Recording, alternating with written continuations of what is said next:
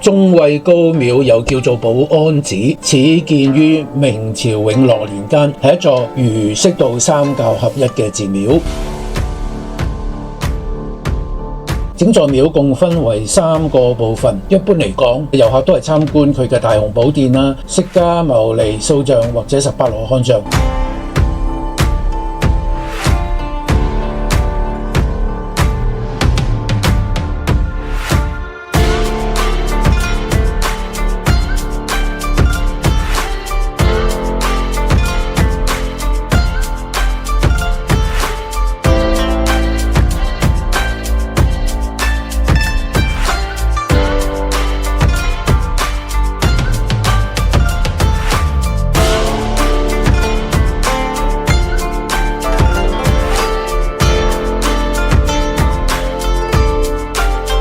最特別嘅地方就係廟裏邊有一個由長170幾米、闊2米嘅防空洞，改建而成嘅古地獄，佢係中國4大古地獄之一。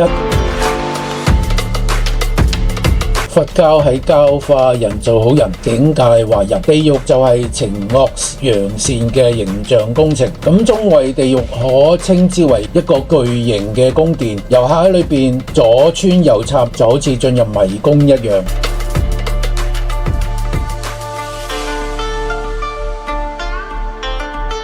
地獄之中項目眾多，涉獵內容廣泛，好似有鋸解獄、鐵床獄、油鑊獄、刀山獄、火山獄等等，共有18層。咁裏邊仲配有現代聲控、光控等手段，達到幻真境界，陰風慘慘，令到參觀者驚心動魄、不寒而慄。遊覽之後，令到大家發人心醒。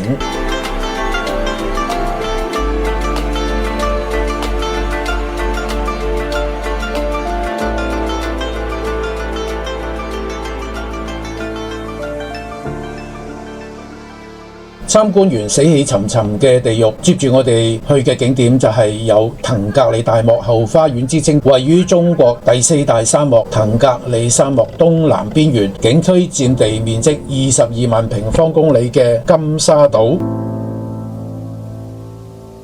金沙島係沙中有陸，陸中有水，湖中有島，島中有湖，水相通，路相連，樹成林，鳥成群嘅自然生態景區。良好嘅生態環境令到呢度繁衍生息住多達15種嘅沙漠生態魚同埋136種嘅珍貴鳥類。呢個距離中衛市大概8公里嘅騰格里沙漠濕地金沙島景區，係沙漠裏面嘅一片綠洲。呢度綠樹成蔭，濕地植被茂盛，每年春秋兩季仲有好多珍貴嘅候鳥嚟到呢度，仲可以景區裏面嘅大型花卉觀賞園裏面欣賞到4季不同嘅花卉。裏面仲有一個沙漠博物館，千祈唔好錯過。